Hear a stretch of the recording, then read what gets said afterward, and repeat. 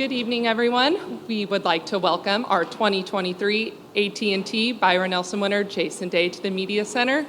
Jason, congratulations on picking up your 13th win and second here at the AT&T Byron Nelson.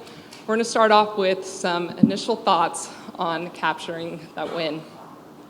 I don't know how to explain it. It was, I came into the week after missing last week's cut, and I was kind of fed up with having to go over like a lot of technical thoughts and with my swing. So I just decided, I'm just going to go out and just try and play some golf. And the first 3 days were great, and then I was really calm. I was saying, earlier I was really calm. Last night, and I woke up, had a great sleep, and just things felt calm again. For some reason, I just thought that I was going to win the tournament. I just don't. It's easy to say that now because I won it, but that's just, for some reason, it was just, I had this sort of calmness about, and had a really good warm up this morning, and I felt good. It's weird because when you're playing golf and you're in the hunt or around the lead, sometimes there's moments in your round that you think, kind of not my time. And I really never had that thought at all this week. Even in the last round, I was just kind of plodding along, and I got a couple early, which was nice, and I just felt like you just had to press. And funny enough, you have to shoot 9 under to try and to win a tournament, which is kind of crazy because I do remember back in the day Charlie Hoffman shot 9 under to beat me, and it's nice to be able to finally do that and win one. So. And post-round, when speaking, doing some media, we're getting a little emotional. How much does this win mean to you, especially it being on Mother's Day? Yeah, it was, I was in tears, for a little bit there, and to think about, what my mum went through from, 2017 on to her passing last year, and then to know that, it was very emotional to go through and to experience what she was going through. Then I had injuries on top of, all of that going on in my life, and to be honest, I was very close to calling it quits. I never told my wife that, but I was okay with it just because it was a very stressful part of my life. But Ellie, she never gave up on me trying to get back to the winner's circle again. She just always was pushing me to try and get better, and I don't know, it's just, it feels strange to be sitting here. I don't know how else to explain it. To go through what I went through, and then to be able to be a winner again and be in the winner's circle is very pleasing. And I know that there's been a lot of very hard work behind the scenes that a lot of people haven't seen, and but that's just part of the competition, part of the journey, and trying to strive to get better. And it's nice to be able to get my 13th win. I'm going to go ahead and open up to media. For those who have a question, raise your hand and we will get a microphone over to you. We'll start off here in the front. Brent. Yeah, Jason. Some of us are actually old enough to have been around when 22-year-old Jason Day won over at the Four Seasons. I wondered, knowing what you know now, what do you think 35-year-old Jason Day might tell that 22-year-old Jason Day? Oh man, I wish I had the experience now I have. I mean, it's just to be patient. That the career is, especially in golf, it's not like, golf is a strange sport because you can't perfect golf. It's you're going to have a lot of highs and a lot of lows, probably more lows than a lot of highs. It's very difficult to win on the PGA Tour. It's very difficult to win a tournament in general. If I was asking myself a question, or my future self, I think the advice that I have to give myself is just to be patient, always strive to try and get better. And it's mainly about the journey. just trying to better yourself, not only on the golf course, but outside the golf course as well, and growing and learning and just trying to be a better person, I think is where it's at. Because, at the end of the day, golf is a nice thing to have, and winning is a great thing to have. But the people around you mean probably are the most important thing, at the end of the day. At the end of my career, I hope that I have, a lot of good memories, but, I know that I have the correct people around me and my team, and know that putting my trust and faith in them is huge part of success. And we have Paul up here in the front right. Either one, we'll pass the mic. You mentioned kind of wondering if you'd play again. When kind of along this journey did that happen, and what maybe was the turning point to say, no, I want to keep going? Yeah, it was like at least a couple of years ago when I was just struggling. So my thought process was to go, okay, what's my contract minimum that I have to play is 20 events. Can't practice Monday, Tuesday, or Wednesday really. Like if I'm playing the Pro-Am, then I'll struggle to get through that. That's fine. I'll get through that. Get in, play Thursday, Friday. If I make the cut, great. If I don't, then that's a tick off the tournament list. To have that mindset, to even just think about the way that I was thinking, just to try and get through a tournament because of how much pain I was in, it's not a healthy way of playing golf in general, not a healthy way of just living in general. So, a couple of years ago, with all the stress that the stuff that was going on personally, it's just strange. All that stuff kind of adds up, and it's nice to be like feeling like I'm on the other side of that.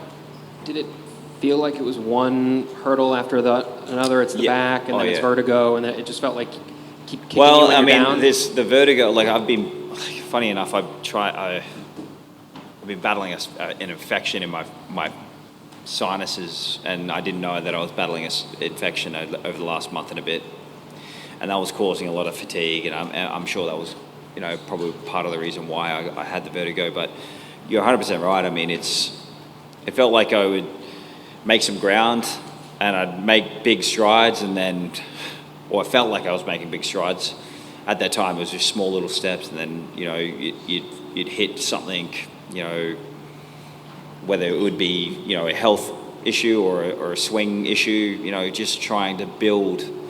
And I said earlier, I was actually legit in regards to I would be up at 2 o'clock in the morning thinking about my golf swing, 1 o'clock in the morning calling Chris, saying, hey man, I've got this thought, what do you think? And then I'd go out and practice the next day. To be able to, because the first couple of years, first year and a half, we actually just worked on body motion to try and actually swing it in a way where I could actually feel decent. And now that I'm kind of going on, I feel like the swing is moving in the right direction to the point where I can just go at it as hard as I want.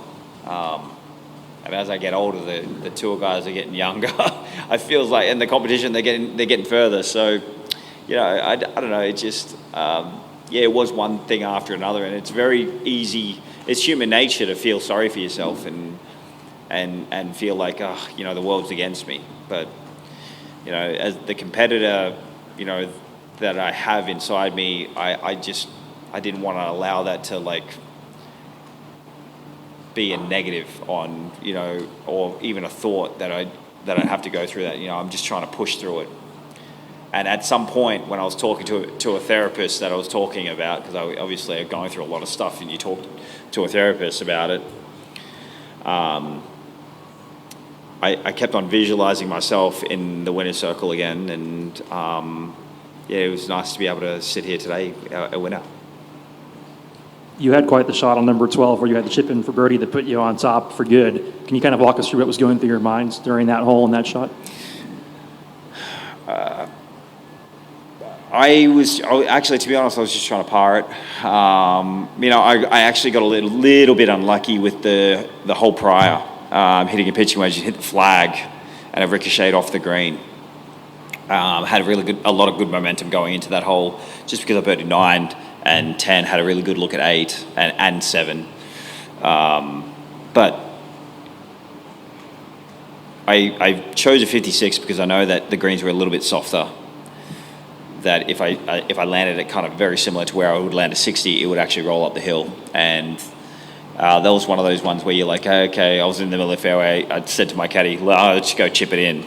But you're saying that, but you're not really like thinking about it. You're just saying it just because you're kind of filling in the blanks. And yeah, I mean, I got up there and I'm like sitting there reading. I'm like, it's actually quite straight, and then I chipped it and it actually rolled in. So that was a nice kick in the right direction. Then I was sitting there going, okay, I need to birdie 14, I need to birdie 18, because they're 2 holes that you have to birdie. You know that the guys are going to birdie. So it was nice to get through that, and then the bonus was 15 to be able to get the birdie on 15. Hitting a 5-iron, just riding along at that hole on the correct plateau was crucial. Rolling that putt in was nice. You spoke on being patient a lot throughout the week. With the rain coming down on number 18, how patient did you have to be on that closing hole to get that birdie there at the end? It would have been nice to be able to have a second shot into the actual green. After my drive, I was sitting there going, okay, well, I'm forced to lay up now. And in my mind, I was sitting there thinking, like 80 yards would be perfect, just because I know how soft the greens were getting, and with all the constant rain that we had like throughout last night and into today, I felt like the greens were pretty responsive. And Luke told me that we're going to get to 80 front, and I'm like, okay, that's no problem. I hit it, and I caught a flyer with my 7-iron, so it actually went a lot further than I anticipated, and we ended up with 82 yards, which was nice. So had the exact same shot on 6, hit a nice one there, and just kind of aimed it a lot straighter at the pin. And thank goodness it was like only this far. I mean, I was actually quite nervous over that part, and I just like so many things go through your head where you're like, oh man, what happens if you miss it? You know what I mean? But it's very easy to get ahead of yourself, but it's nice to be able to, hit it that close to where you don't have to think too much. And just right down the row, we have Art. Jason, you know better than most the up and down nature of golf. When you beat Jordan Spieth to win the PGA, and I think he was going for his 3rd major, and perhaps you're number 1 in the world, does that seem like a long time ago to you, or does that seem like ancient history, or does it seem like that's part of your when you were really at the very top? Well, I mean, 2015 doesn't seem that long ago. 13 years ago feels like a long time ago with my first win here. But, I mean, it's obviously sad to think that Jordan wasn't able to tee it up, but I understand he was trying to prepare for next week. But, yeah, I mean, the highs and lows of golf is interesting.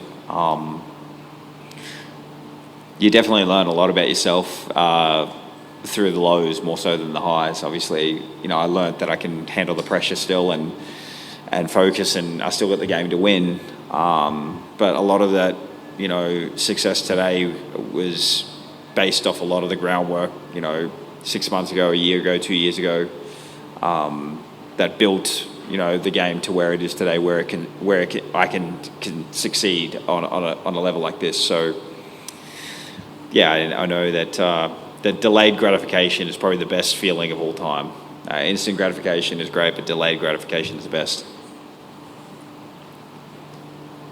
Go ahead.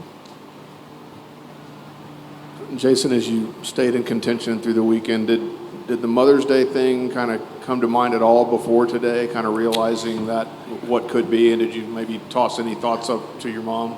No, it didn't hit me until I looked at my caddy, and he had his back to me on the first green, and I'm like, oh, that's my mum's name. That's when it kind of hit me, where I was like, oh, yeah, that's because they asked at the start of the week if you wanted to put down a certain name, and my mum's name was it, and that's when it kind of hit me, was on the first green today. But I guess when you get in the heat of the battle, and you're trying to win a tournament, especially for me over the last 5 years, I haven't won one. You kind of quickly just go, okay, I've got to compartmentalize my priorities here and focus on trying to win this golf tournament. At least get myself into contention to win it. We'll go back over to Paul. Were you looking at the leaderboard? I think when Marty kind of made that double, bunch of people back in the tournament at that point, just 10, 15 guys just within a few shots of the lead. Did you kind of realize that at that point? Yeah, I think he was 20 under at one point, maybe on 7. Did he double 8? Yeah. Yeah. So after 7, I was looking, and I saw 20 under. I think I was going through 9 at that point. And I think I talked to you yesterday about like just getting into contention on Sunday, getting through the first 9 holes and seeing anything can happen on the last 9 holes. And that was my main point. It's like, okay, well, if we can get I didn't expect to, I thought, okay, anywhere in the, 6 under or more, that'd be great. I think if you get in the 20s, that, you give yourself a shot. To shoot 4 and still, well, at that time was tied lead after Marty doubled 8. That's when I'm like, okay, well, now we're into the final 9 holes. Anything goes. Let's try and create some momentum. And it was nice to be able to, through the middle part of my round, get a couple of those birdies, and then that good chip in on 12. Were you using a different putter this week or recently? It looked So like I was using a Scotty Cameron, and then I changed to one of my old spider putters, TaylorMade spider putters last week. Missed a cut, and then. So that's the same one that you've used previously? Yes. Yep.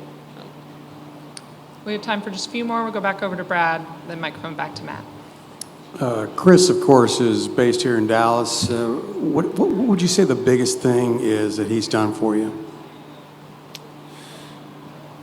When it comes to coaching, it's not so much about, it is about the technical aspect and trying to get your game better, but it's more about a supportive role, knowing that you are doing the correct things and being able to not only visually see, the flights that you want and especially on video, see the swing change dramatically over the last couple of years. For him to be more than just a coach and be a friend, be someone that can support me in a way that is on a deeper level. I mean, we're growing together in regards to like stuff off the golf course. He goes through things just like I go through things, and we're trying. It's amazing. We were just talking about this, how golf has led me down a path of trying to better my life off the golf course.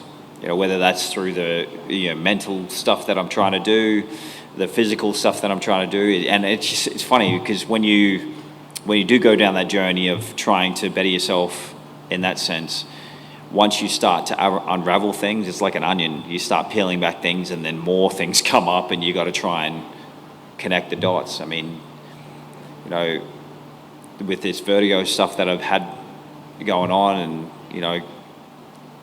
trying to get a hold of my health and all these injuries, and it's just one thing after another, as we alluded to earlier. It's just you got to, it's just more of a journey. I don't know how else to explain it. It's I'm just trying to better my golf game and also better my life, and hopefully live more in the present and just enjoy myself more often. And we'll finish up with final 2. Matt, go ahead. Jason, I've heard you asked several times this year about what you would need to do to finish the job and get the win, and you've almost seemed hesitant to let your mind go there early in the week. I'm just wondering if this will free you up to kind of ride this wave of good play that you've been having and maybe mentally get you into a better place on the golf course. I don't know. I mean, I hope it does. I know that there's still a lot of work that needs to be done with the swing to the point where I want to take it.